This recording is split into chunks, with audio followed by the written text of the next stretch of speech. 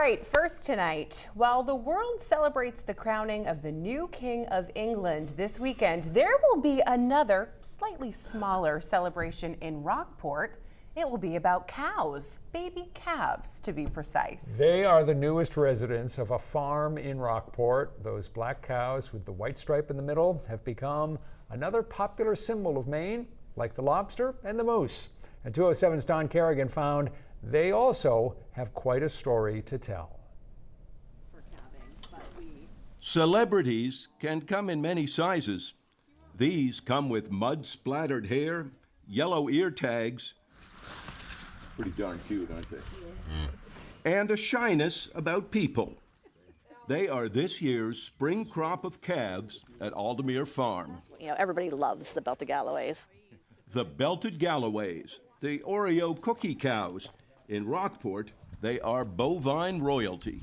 They love driving by and seeing them. The kids love stopping to look. They have this really eye-appealing, piece. And for me, it allows us to get people's attention to start talking and teaching about agriculture. And other breeds can't do that as well. Heidi Baker is Farm Preserve Director of Aldermere Farm and has a long-time love for these cows. I think the personalities are really fun. Albert Chatfield also loved these Belties. When he inherited the farm around 1950, Belted Galloways were largely unknown in America. Chatfield found a few in Pennsylvania and then imported more from their native Scotland. They flourished, and a herd grew. And the farming world noticed. We're the longest running Belted Galloway herd in North America at this point. And a lot of the genetics, a lot of the cattle that you see all over the United States come directly from here. The farm became something of a tourist attraction in the Camden-Rockport area. And to make sure what he built was preserved, in 1999, Albert Chatfield gave the farm and the herd to the Maine Coast Heritage Trust. It was a gift that Heidi says came with a few challenges. The MCHT at the time didn't own any buildings, definitely didn't own any cows, and they were like, oh, what the heck are we gonna do with, this beautiful farm with cows? The answer, it turns out, has a lot to do with Heidi Baker.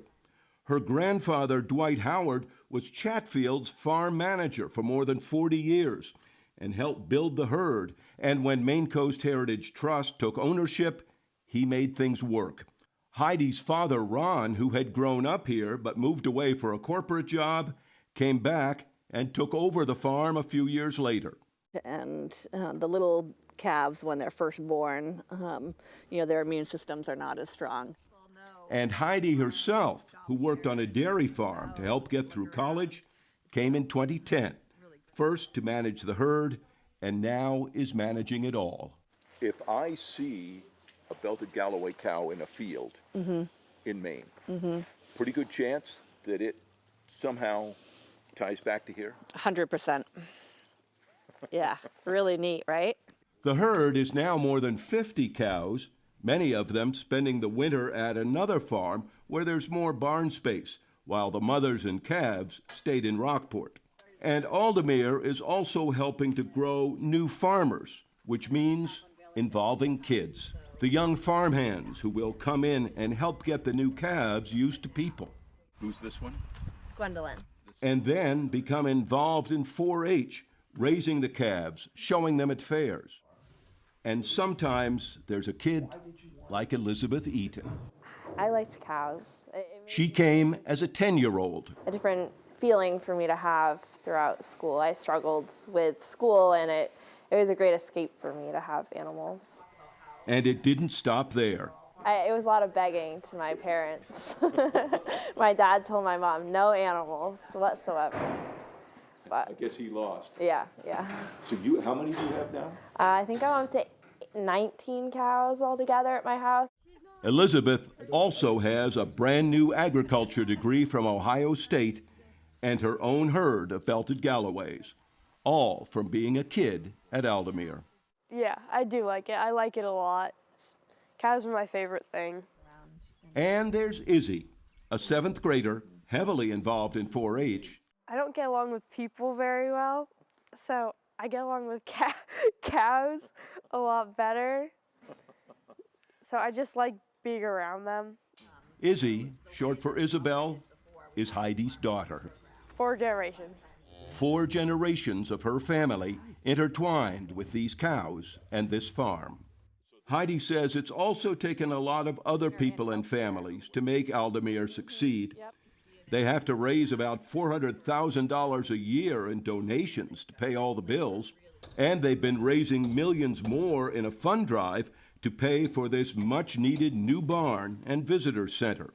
The barn will make it easier to keep all the animals here together and provide a bigger stage to celebrate those new calves and to show new generations of kids that there is a lot to be learned from caring for cows.